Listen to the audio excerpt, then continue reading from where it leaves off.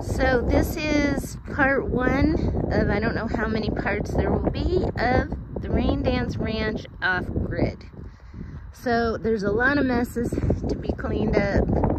There was already a bunch of infrastructure here on the property, and there's problems with just about everything. But this is the corner of the property right here where, can we see it? That stick is, I'm pretty sure. So now this other property over here I do not own, and we are using some of it. I told my guy he was taking some stuff apart, and I told him to put stuff over there, and he kind of put a little further out than I had hoped, but that will get moved. All that stuff there is mine from some tear down projects we did. But near as I know, ain't nothing gonna be happening over on this property.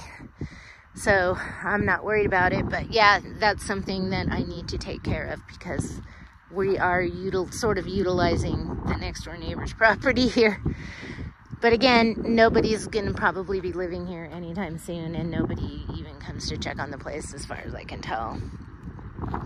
So there's a road going down here. I call it the Rain Dance Ranch Loop. And it goes down to the end of the property and then loops around. And I've got all these fenced off areas. So this area where the short fence is like, there's an existing garden there that needs a lot of help. And I think I made another video about it, I'm not sure. I might not have, because I made some videos that I never posted. But I will get some stuff about that potager over there.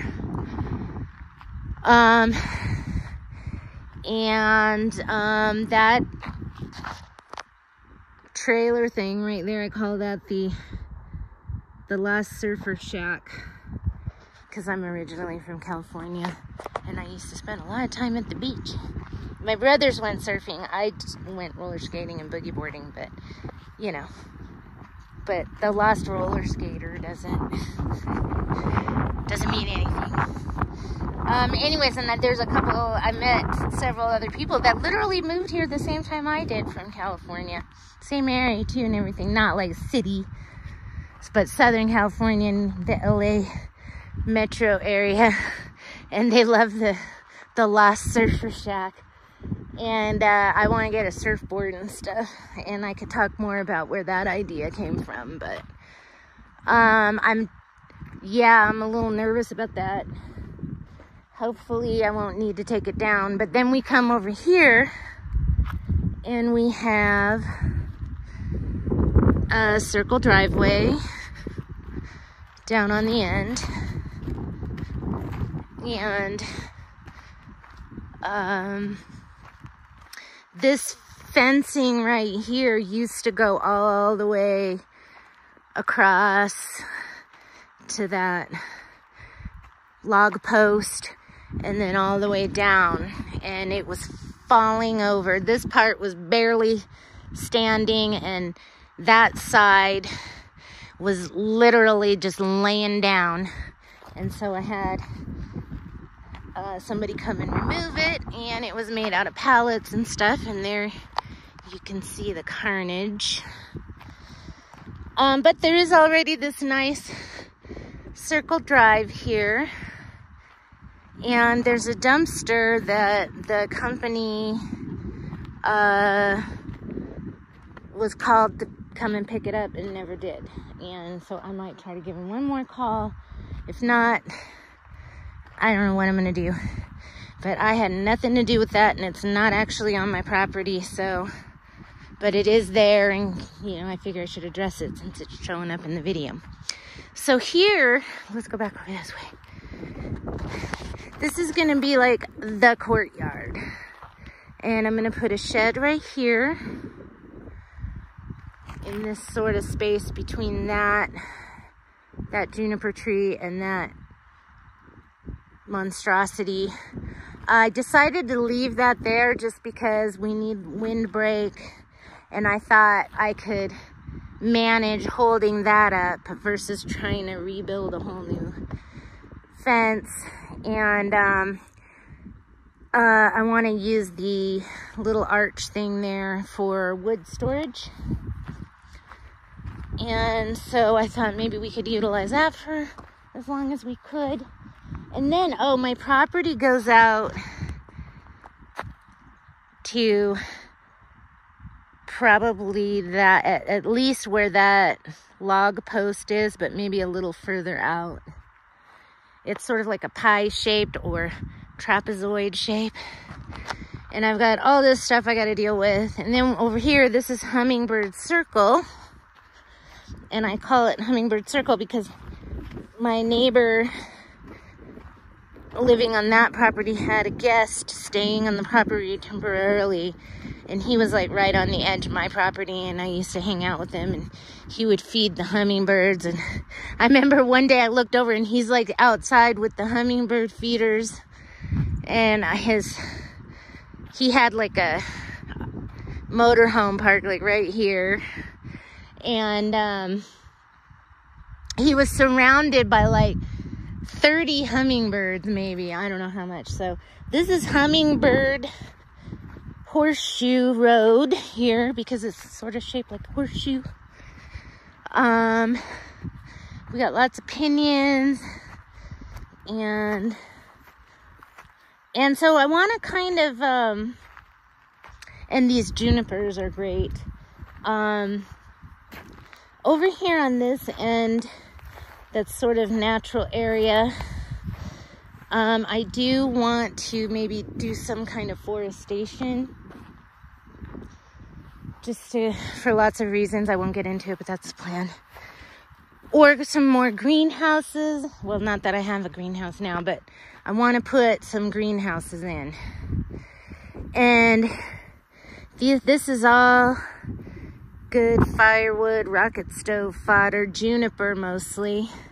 There might be some pinyon in there, and tumbleweeds, and I want to make a hugelkultur mound. But I'm probably going to continue to dump green matter here for a while before I really get on that project. And that's, I think, actually probably the main reason why anyone should build a hugelkultur mound. I mean, I suppose there's others, but I believe that hugelkultur mounds are like what you do with a bunch of organic materials that you've had to cut back, cut down, and so on. And then you turn it into a planter. And that's kind of what was happening there. I did not put all that there. I mean, there's a lot of stuff here. Anyways, then I'm going to put, oh, as you can see, the road comes and it goes around there. I'll try to walk down there on this video. There's a pile of junk over there that I need to start getting rid of, and I've already kind of started taking loads to the dump here and there. And I got a guy coming to take some of the big stuff away for me. And I had this shade structure put in, which I can park my truck in it, which is going to be great for many reasons, just to protect the vehicle from weather and sun and all that. But it could be like a nice little work area, you know, for working outside. And it gets a lot of shade because the way I planned it, you know, it gets the shade from the roof when it gets the shade from the roof, and that's going to kind of move around. But there's almost always like a good deal of shade all around this area thanks to these trees. So, and then I do want to plant more trees and stuff over there. You know, anything could happen. Nothing's definite. But let's take a look at the courtyard. So this was filled with tumbleweeds. And so I put some of the tumbleweeds over there by the future hugelkultur mound.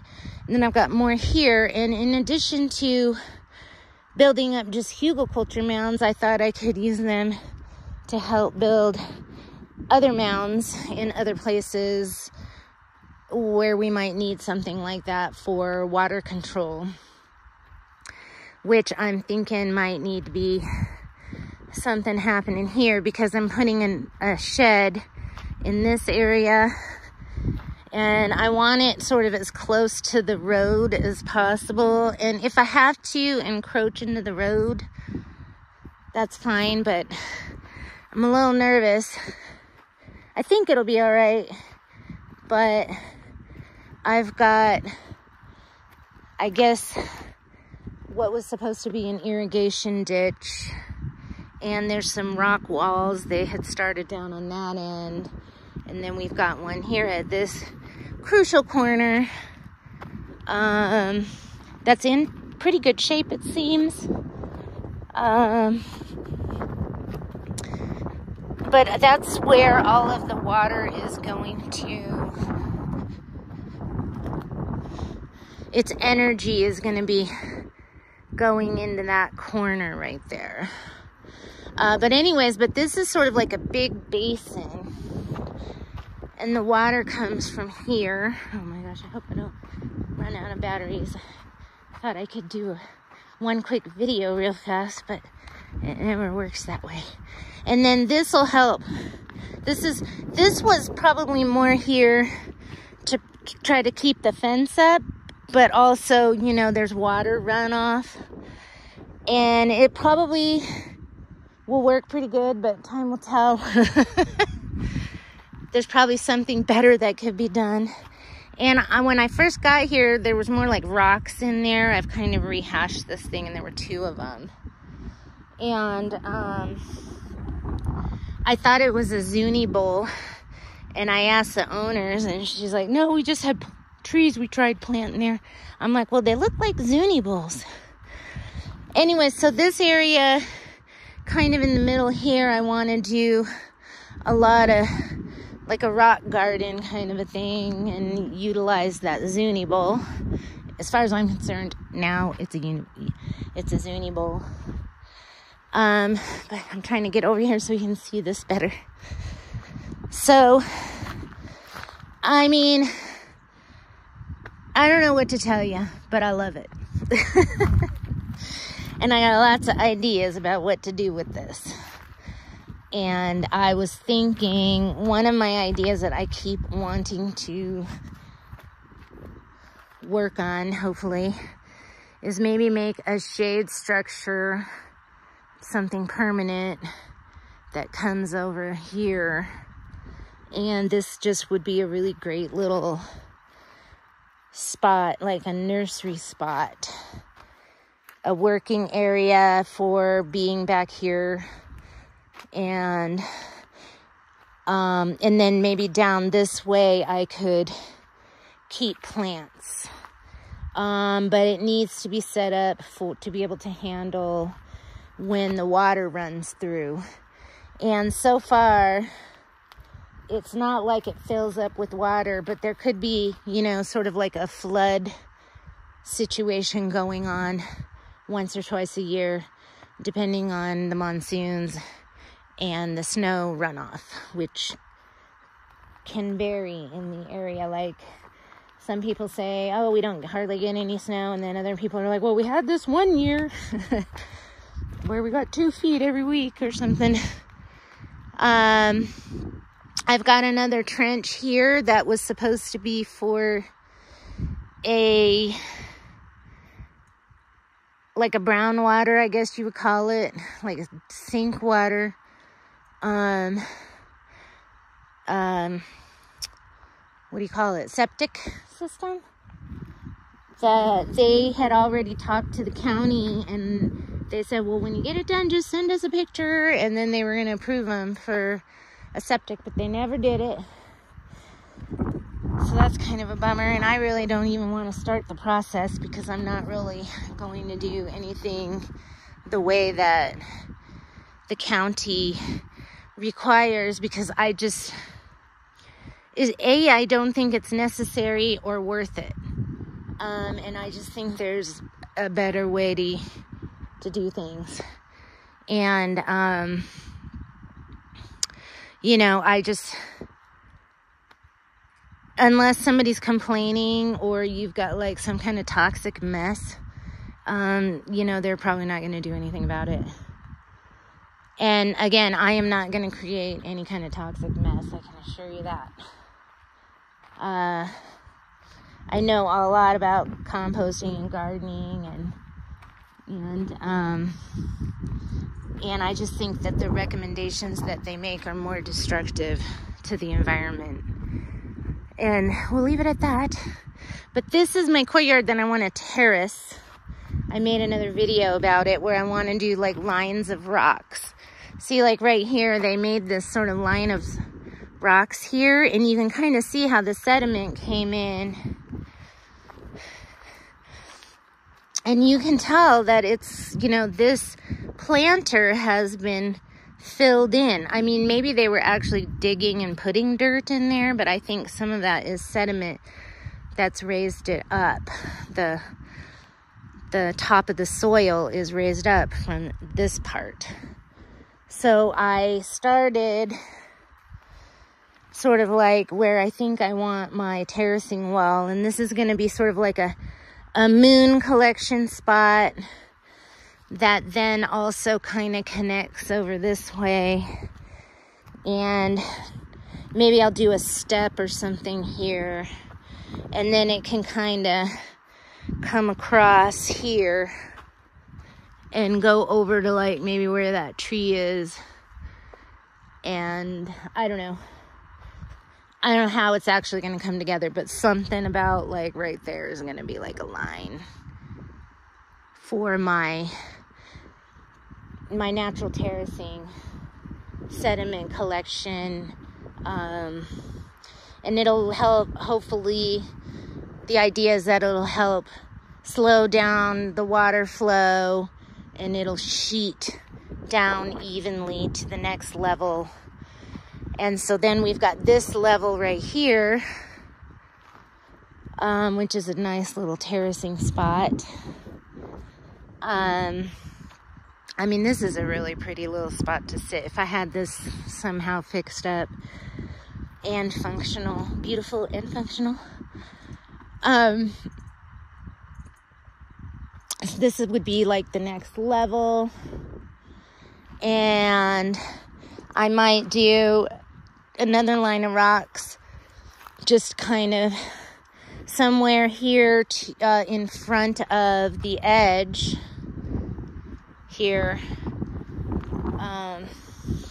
So the next terrace would go maybe somewhere around here.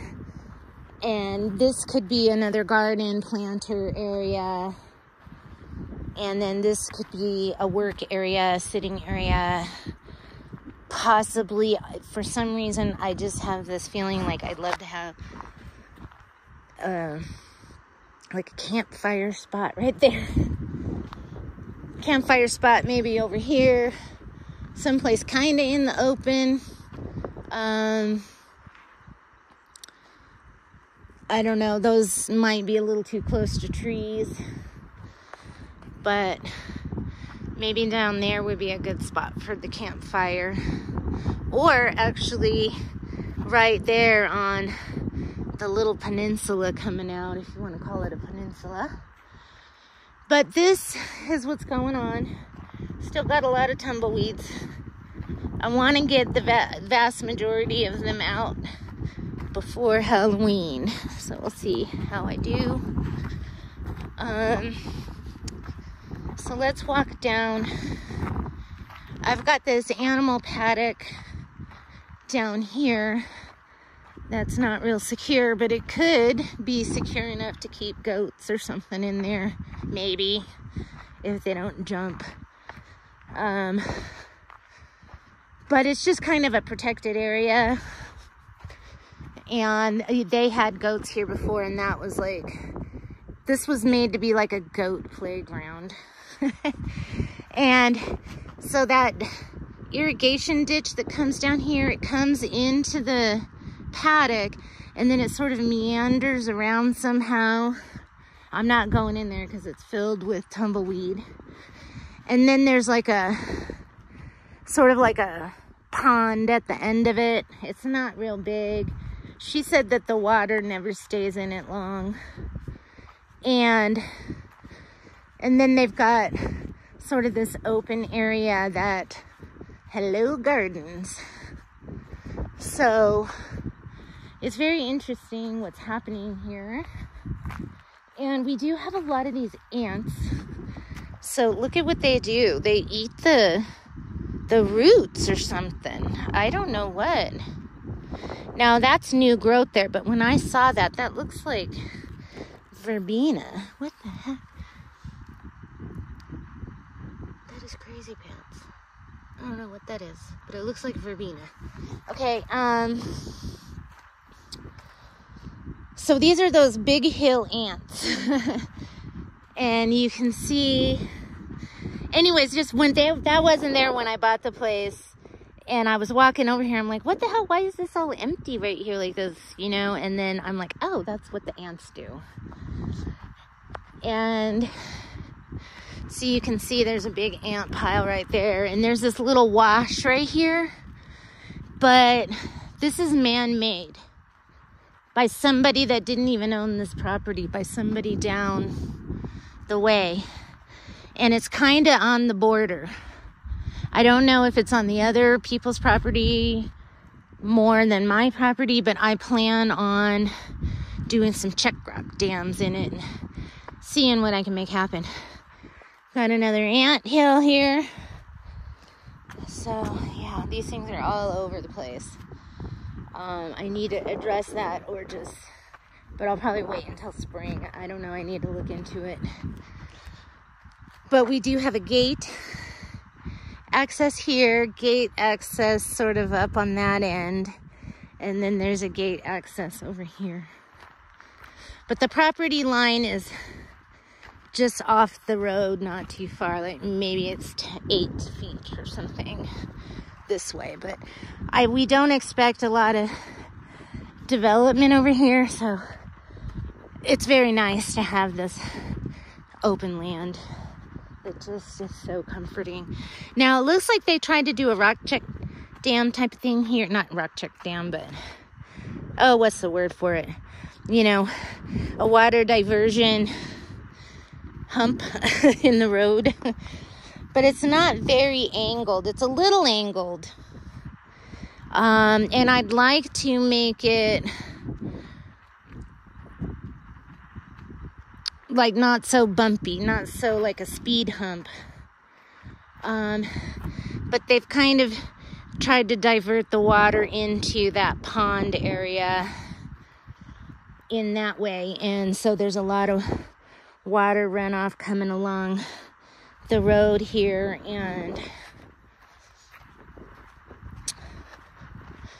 And there's the clear beginnings of, you know, a sort of like a very shallow water runoff ditch here. And then somewhere around here it kind of levels off. And I don't really know what happens to the water, but I do plan on leaving the growth in the ground in some areas to slow water down.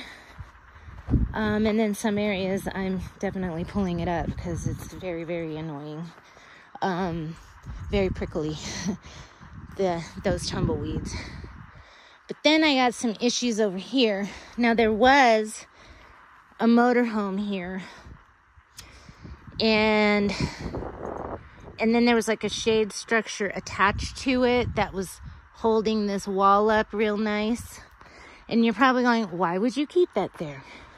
Well, I was thinking it would be nice to build some kind of a 3-walled roofed shelter for general stuff. Plus, look at the back of it. This is what they did. And I love that. I hope it's coming up. It looks kind of like it might not show up in the video. But they did like a log cabin deal there. But this is all the parts that we tore down on this side because we just had to. I had to get the motor home out of here because it was rotting away. But I got issues here now, and I'm concerned about what the water runoff is going to do. And I've got like a big potential mud pit right here. And then there's, you know, a spot here where they had water coming down this way. And somebody suggested that maybe with these big metal barrels in the ground, they were trying to do a septic there. So I don't know. But yeah. Well, since I'm up here, I'm reworking these rocks.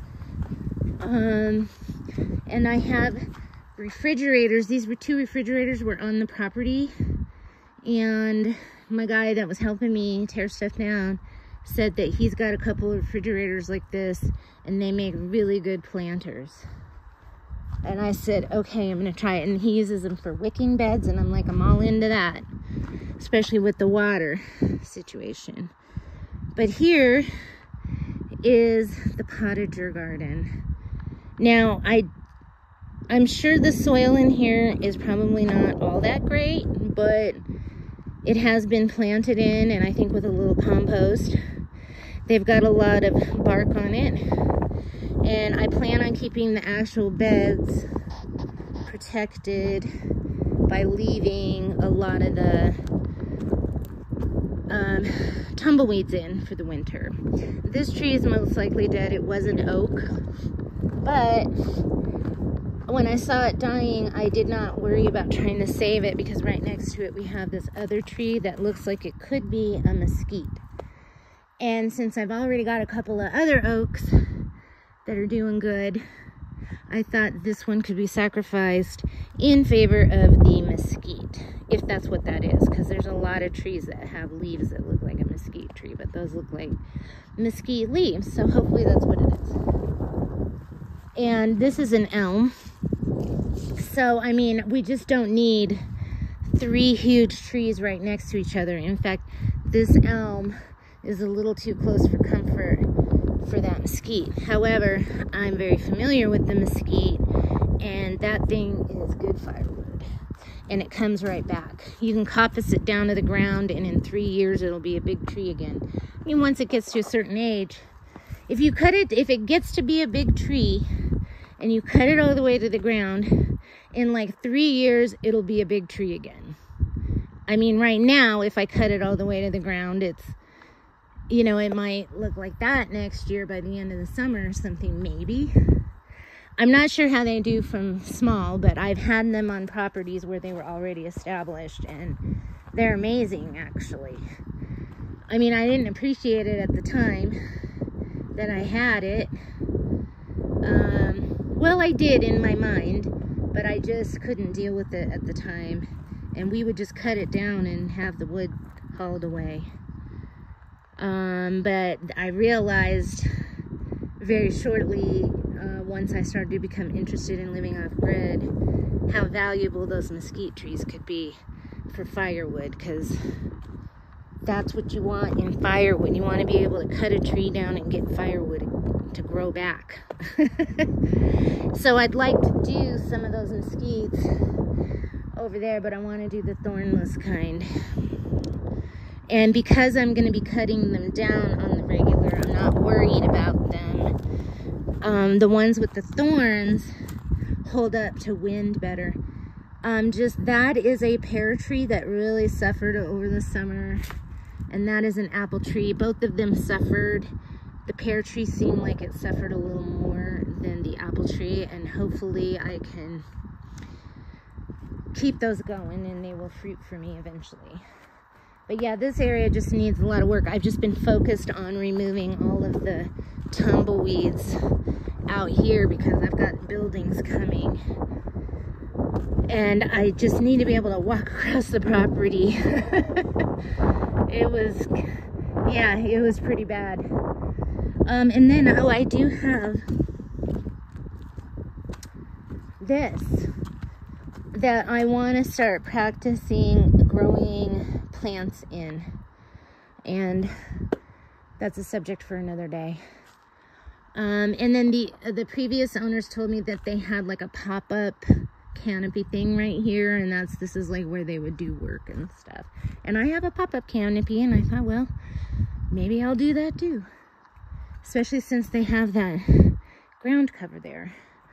But it's just kind of an area that's kind of out of my way right now. This whole, from here over to the potager is low priority.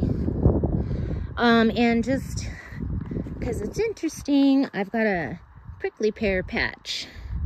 And this was just covered in prickly pear. They're all starting to dry up, but it was really pretty, actually. I am not a fan of prickly pear, but the way these things produce, pretty amazing. But anyways, there's a lot of considerations for water runoff, and I have spent several days out here just kind of trying to visualize what I think the water is gonna do and where I want to make it go. Anyway, so that is my tour. I got a lot more in than I thought. Okay, so yep, I'll make another tour about of certain areas as changes are happening. But this is where I'm at right now. Oh, and if you've noticed these bones, so I got this really cool wagon, and a lot of people collect bones, and there's like a bone thing going on with people, animal bones, and it's very, you know, if you go to like touristy places or even online, you'll see them. It's very popular. They'll have like skulls, deer skulls or steer skulls and stuff, and they paint them or do things to them, and people buy them and hang them up. So skulls are very desired, and so I think they were collecting, but they would get the animals and stuff. In fact, I think there's a skull right up there. There's some skulls on there. But people also are interested in bones in general for various purposes. And some people have suggested that I make bone meal. And I might keep some and do that, but those have got to go. I don't really want them there. I totally respect anybody that collects bones or whatever. But, you know, I don't just automatically assume something like that is nefarious. But, you know, I mean, it could be. But, I mean, it is natural survival to hunt animals. Or raise animals and then eat them, and you've got the bones left over, and, it's just, there's things you can do with them, and they're a resource. And somebody has to process them somewhere. Or people just find them interesting to collect. I don't know. For whatever reason. But there's a lot of things I do that a lot of people don't understand. So I try not to be judgmental. Anyways, that's enough about the bones. This is kind of interesting since I still have batteries. This post that's here is pretty sturdy, and I was thinking this would be really cool for my triangular shade cloth that I bought. I'm like, there was one on sale somewhere, and I'm like, you know what, I'm just gonna grab this and we'll find a spot for it, because you always need shade, and maybe that'll be the spot over there.